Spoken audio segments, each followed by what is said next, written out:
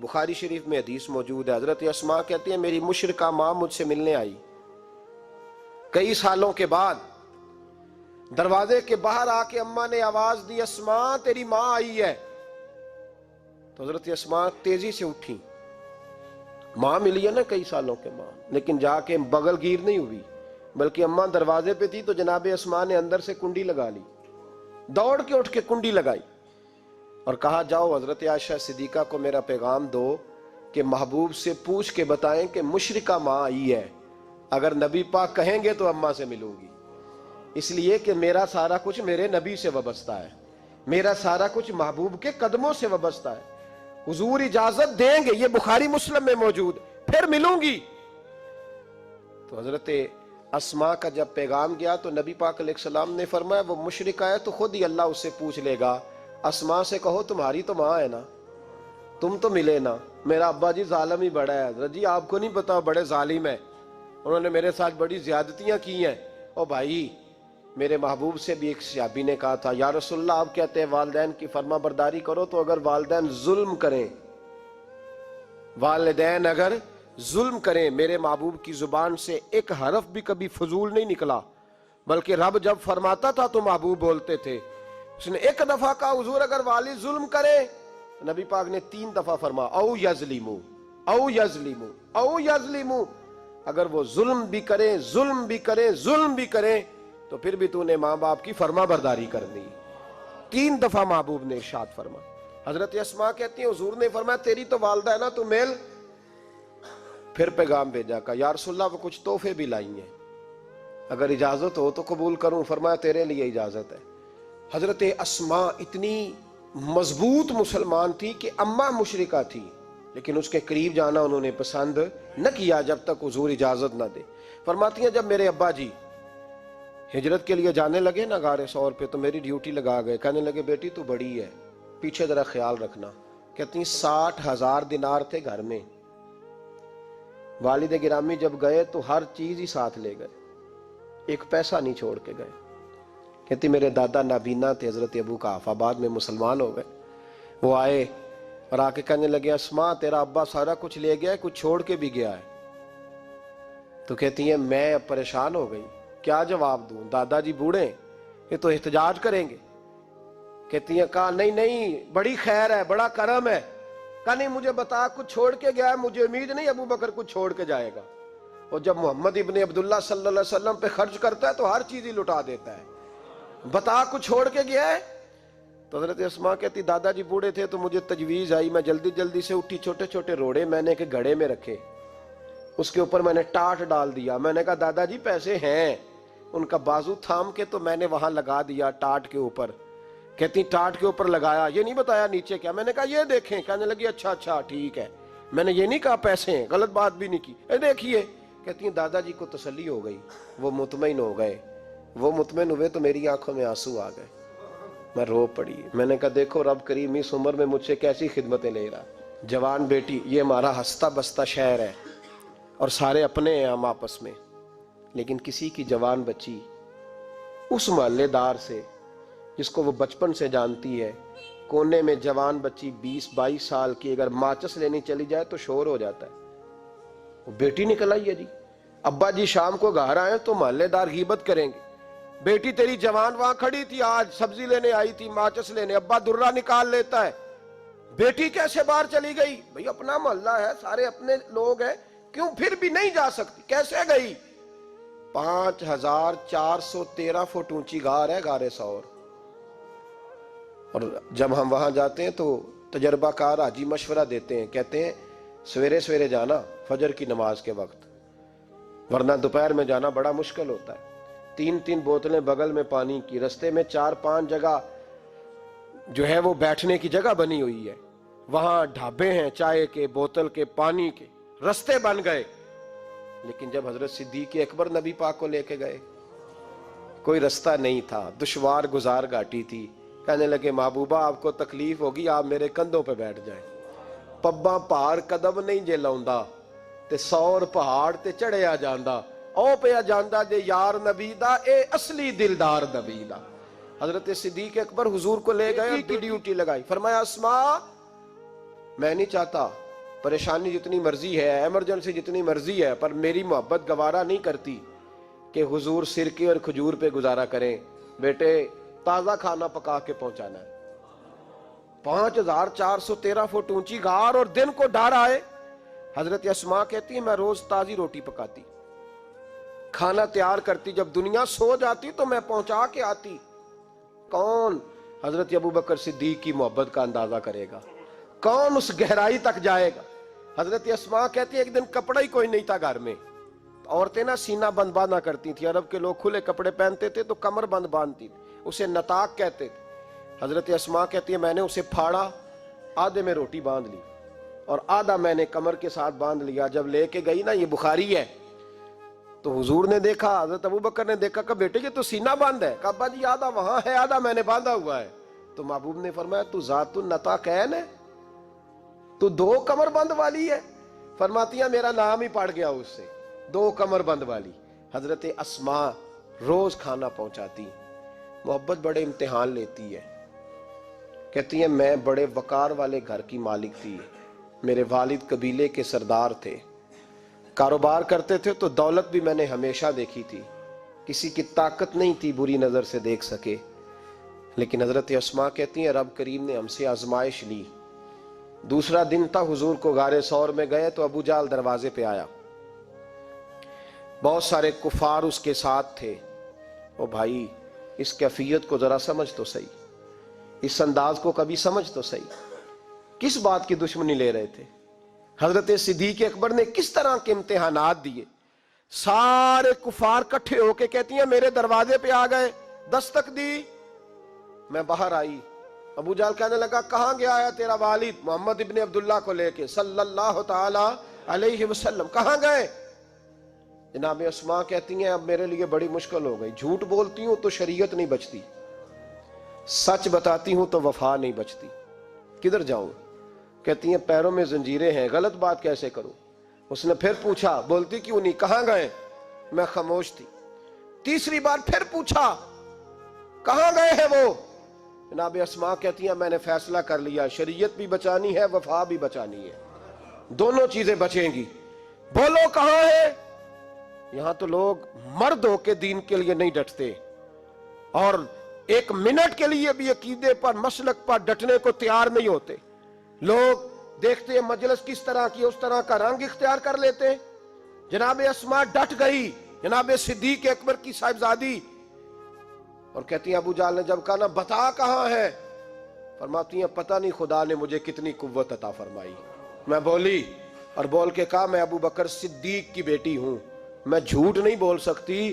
کہنے لگی ابو جہل سن، مجھے پتا ہے وہ دونوں کہاں ہیں، پر میں تمہیں بتاؤں گی کوئی نہیں، مجھے پتا ہے پر میں تمہیں، ہو ہلکا یارا تو بریشم کی طرح نرم، رزم حق و باطل ہو تو فولاد ہے مومن، پتا ہے مجھے وہ کہاں ہے، پر جرت ہے تو پوچھ کے دکھا۔ کہتی ہیں چونک تھا مکے کا اور میرا عزت والا گھرانہ تھا، پر ابو جہل نے بھرے بازار میں میرے منہ پہ تھپڑ مار دیا۔ کہتی ہیں میرے کان میں بالی تھی، نیچے پتھر تھا، میں اس کے اوپر گری تو میرا کان پھٹ گیا، لوگوں نے ابو جہل کو پکڑا لے گئے۔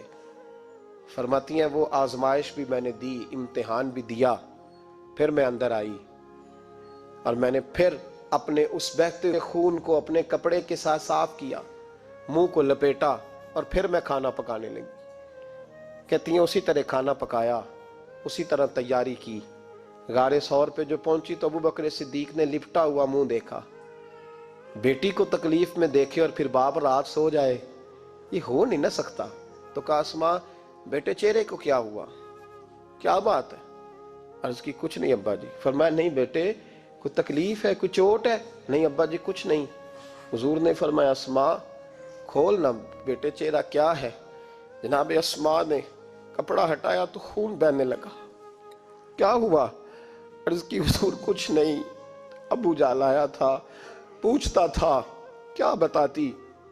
جھوٹ بولتی تو شریعت میں اجازت نہیں تھی، بتا دیتی تو آپ کو تکلیف ہوتی۔ اس نے نا بڑے چوک میں تھپڑ مارا، میرا کان پھٹ گیا۔ حضور میں نے کچھ بتایا نہیں۔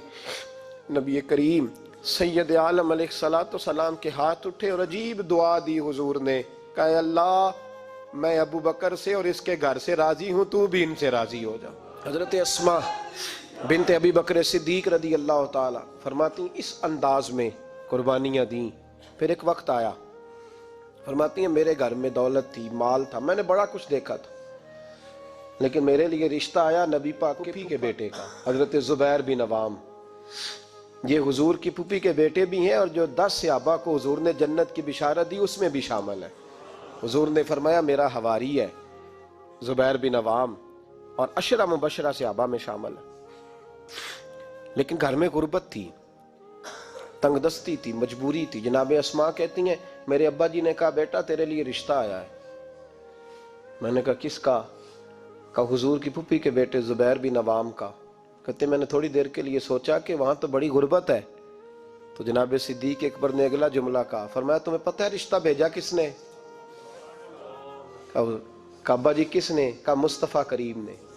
جناب اسماء کہنے لگی پھر آپ کو مجھ سے پوچھنا نہیں چاہیے تھا، پھر حضور نے پسند کیا ہے، محبوب نے، اتنے میرے نصیب۔ حضرت اسماء کہتی ہے میں اس گھر سے گئی تھی جہاں 3 غلام ہر وقت ہوتے تھے، اور یہ بخاری مسلم میں آپ کو ملے گا۔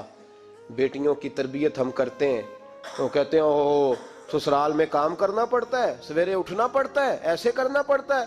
سنو جناب صدیق اکبر رئیس مکہ اور مدینہ کی بیٹی فرماتی ہیں میں جب زبیر بن عوام کے گھر میں گئی تو میں آٹا بھی گوندتی تھی، میں کپڑے بھی دھوتی تھی۔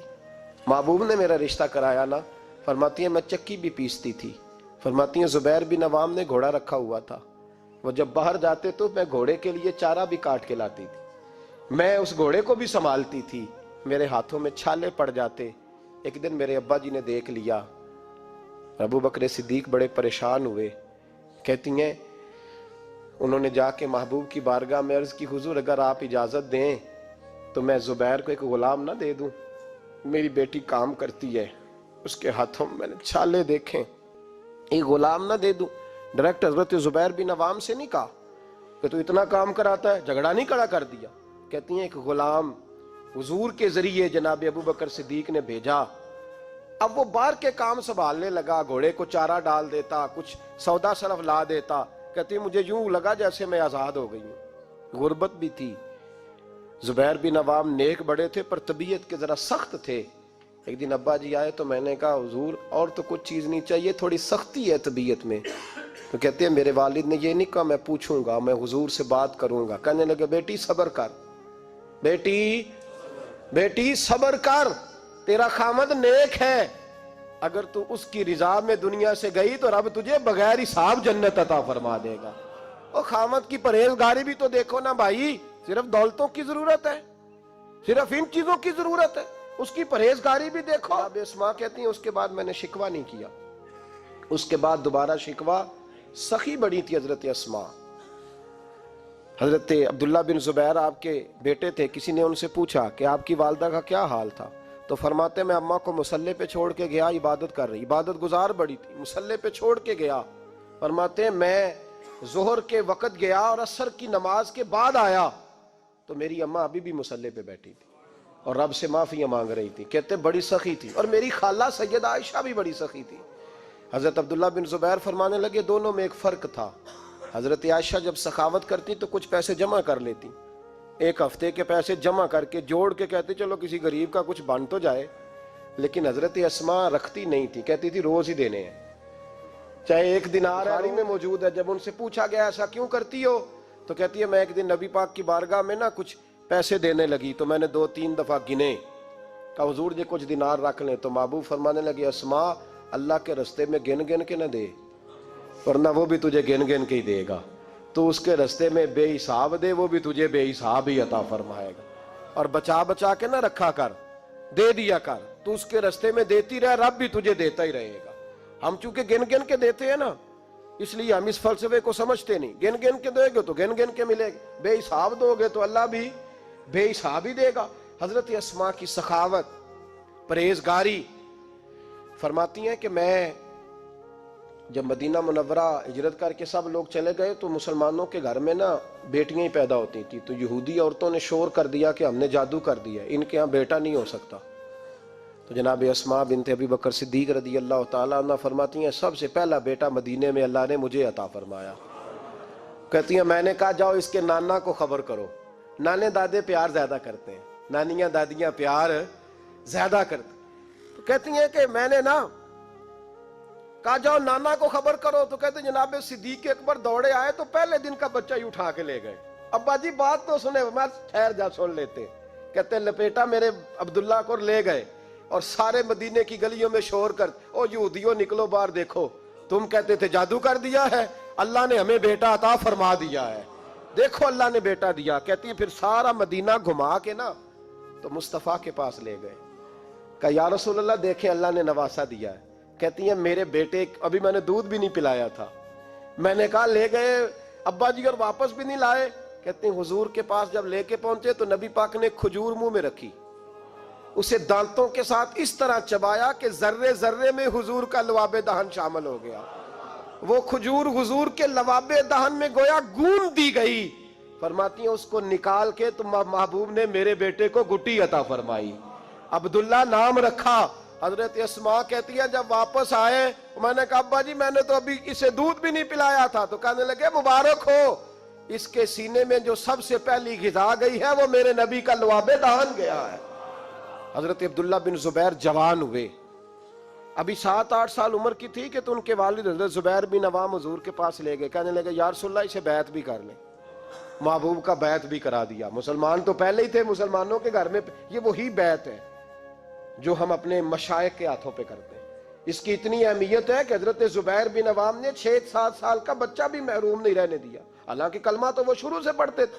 یہ بیعت اگر کلمے کی ہوتی تو وہ تو پہلے پڑھ رہے تھے. یہ وہی بیعت ہے جو ہم اپنے بزرگوں کے ہاتھوں پہ کرتے ہیں کہ کوئی بندہ بغیر مرشد کے اور بغیر پیر کے رہ نہ جائے. حضرت زبیر بن عوام نے بیعت بھی کرا دیا. فرماتی ہیں اب یہی بچے جوان ہوئے. حضرت زبیر بن عوام تو جلدی وصال کر گئے. حضرت عبداللہ بن زبیر فرماتے ہیں میری اماں کی عمر 100 سال کے قریب ہوئی, نابینا ہو گئی تھی دونوں آنکھوں سے. میں کپڑے لا کے دیتا تھا تو حضرت اسماء کا طریقہ یہ تھا کپڑے کو ہاتھ لگا کے دیکھتی. 100 سال کی بوڑھی اماں ہاتھ لگاتی, کہتے بیٹے باریک ہے. محبوب نے بیویوں کو چھپ کے رہنے کا حکم دیا ہے, ان کو نا تھوڑا موٹا کر کے لا. کہتے اماں جی آپ نے ہاتھ سے دیکھا ہے, صحیح ہے آپ پہن لے. کہتے میری اماں رو پڑتی. کہتے بیٹا بی بی کا زیور اس کا پردہ ہوتا ہے, تو مہربانی کر مجھے موٹا کپڑا لا کے دے تاکہ میں اپنے آپ کو چھپا کے رکھوں. میں نے چھپ کے زندگی گزاری ہے, میں چھپ کے اللہ کی بارگاہ میں جانا چاہتا ہوں, مجھے پردے دار رہنے. امام حسین رضی اللہ تعالیٰ عنہ کی شہادت کے بعد ان کا جھنڈا حضرت عبداللہ بن زبیر نے اٹھایا, انہی کا جھنڈا. یزید جب مر گیا تو مکے مدینے اور حجاز کے جو سارے علاقے تھے ان لوگوں نے حضرت عبداللہ بن زبیر کے ہاتھ پہ بیعت کی تھی, جو حضرت اسماء کے بیٹے تھے, جناب صدیق اکبر کے نواسے تھے. وہ خلیفہ بن گئے, امیر بن گئے مسلمان. دوسری سائیڈ پہ شام والی سائیڈ پہ عبد الملک بن مروان بنا. اس نے یہ جو تعمیر کعبہ ہوئی ہے نا دوبارہ سے, جن بنیادوں پہ اب کعبہ ہے, انہی بنیادوں پہ حضرت عبداللہ بن زبیر نے بیت اللہ کو بھی دوبارہ تعمیر کروایا تھا. چونکہ یزید کی فوجوں نے جب حملہ کیا تو بیت اللہ کے کچھ حصے شہید ہو گئے, تو جناب عبداللہ بن زبیر نے اسے بھی دوبارہ بنوایا. عبد الملک بن مروان نے حجاج بن یوسف کو ان کے مقابلے میں بھیجا, لڑائی ہونے لگی, 5.5 مہینے جنگ ہوتی رہی. حضرت عبداللہ بن زبیر کی فوجیں کچھ تو شہید ہو گئے لوگ, کچھ بکھر گئے, آپ اکیلے رہ گئے. کہتے میری 100 سال کی بوڑھی اماں, میں اماں سے مشورہ کرنے آیا, حضرت اسماء سے. بچے اس لیے بزدل ہوتے ہیں کہ باپ انہیں دلیری سکھاتا ہی نہیں.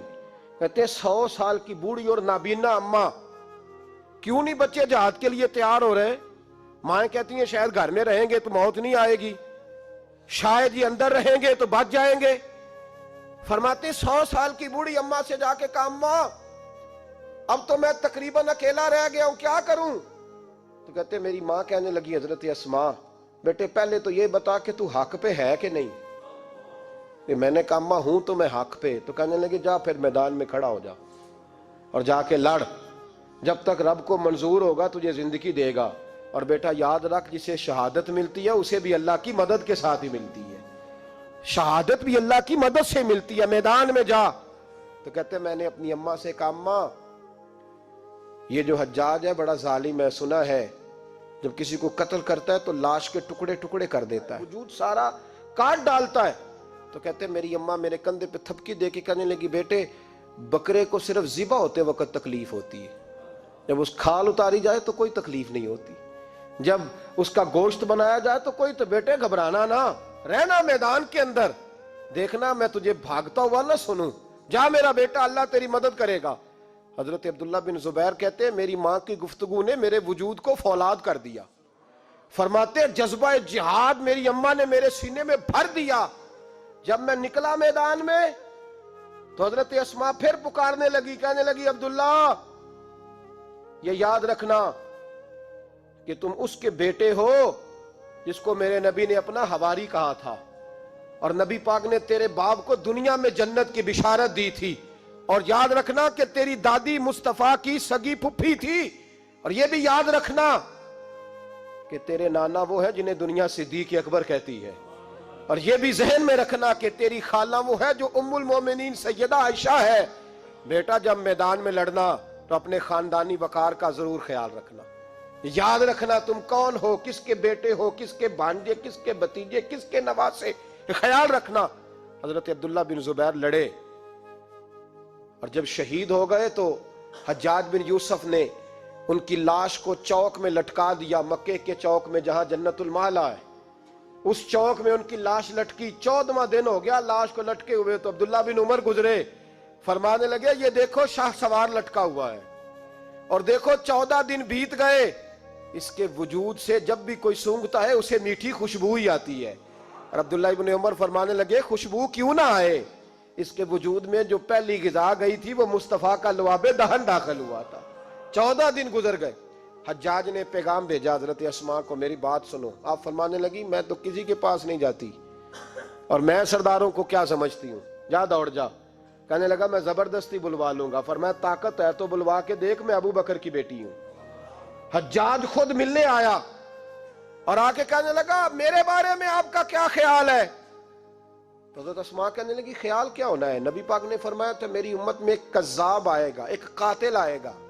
کذاب مختار سقفی تھا اور قاتل تو ہے۔ کہنے لگا تجھے پتہ نہیں چلا میں نے تیرے بیٹے کا کیا حال کیا؟ تو حجاج کہتے ہیں ایسا جملہ کہا حضرت اسماء نے کہ میری سوچ ہی بدل دی، میں نے کہا دیکھا میں نے تیرے بیٹے کا کیا حال کیا؟ تو حضرت اسماء کہنے لگی تو نے تو صرف اس کی دنیا خراب کی ہے، اس نے تو تیری آخرت خراب کر دی ہے۔ تو یہ سمجھ نہیں آئی، تو نے دنیا خراب کی، اس نے تو تیری آخرت خراب کر دی، ابھی تو سمجھا نہیں؟ تو کہنے لگا اماں تو بوڑھی ہے، تجھے شاید پتہ نہیں کہ تیرے بیٹے کی لاش لٹکی ہوئی ہے۔ تو کہتے ہیں حجاج کہتے ہیں حضرت اسماء کہنے لگی شکر ہے اللہ کا، شکر ہے اللہ کا، میرے بیٹا لٹک تو گیا ہے پر کسی ظالم کے آگے جھکا تو نہیں نا، شکر ہے اللہ کا۔ اور کہنے لگی شاہ سوار لٹکے ہی ہوتے ہیں، جو شاہ سوار ہوتے ہیں وہ سواریوں پہ ہی ہوتے ہیں، حجاج جا۔ حجاج بن یوسف کہتا ہے جب میں باہر نکلا تو بڑی بڑی تلواریں میرا سر نہیں جھکا سکی تھی، پر حضرت اسماء کے جملوں نے میری گردن جھکا دی۔ لوگ مجھ سے پوچھتے تھے فاتح کون ہے؟ آپ کے عبداللہ۔ تو حجاج کہتا ہے نہ میں، اور دوسروں کو تو وہ ماننے کو تیار ہی نہیں تھا نا، کہتا ہے فاتح دیکھنا ہے تو وہ ابو بکر کی بیٹی اندر بیٹھی ہے، وہ سب سے زیادہ فاتح ہے، وہ فاتح ہے جس کا حوصلہ جوان ہے، جس کے سینے میں ایمان کی قوت تگڑی ہے، جو آج بھی ان اصولوں پہ قائم ہے جو مصطفیٰ نے دیے تھے۔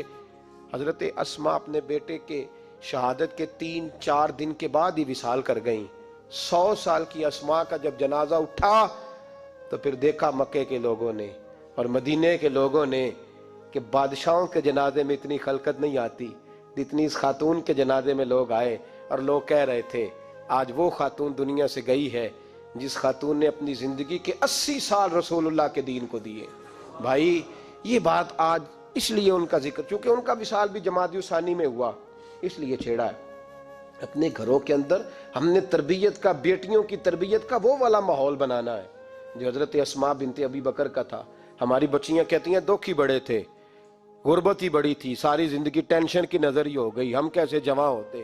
وہ تو امیر گھر سے غریب گھر میں آئی تھی، غربتوں کی ٹینشن نے کبھی انہیں پریشان نہیں کیا بلکہ ان کے ایمان کو جلا بخشی، توانا رہیں۔ جب مائیں حضرت اسماء جیسی ہوتی ہیں تو بیٹے حضرت عبداللہ بن زبیر جیسے پیدا ہوتے ہیں، اتنے تگڑے اور دلیر بیٹے پھر دنیا کو ملتے ہیں۔ اپنی بچیوں کی تربیت کریں. سارا دکھ روٹی کا ہی ہے، دولت کا ہی ہے، جائیداد کا ہی ہے، کھانے پینے کا ہی ہے. اور بھی غم ہے زمانے میں محبت کے سوا، کچھ اور بھی توجہ کریں بھائی.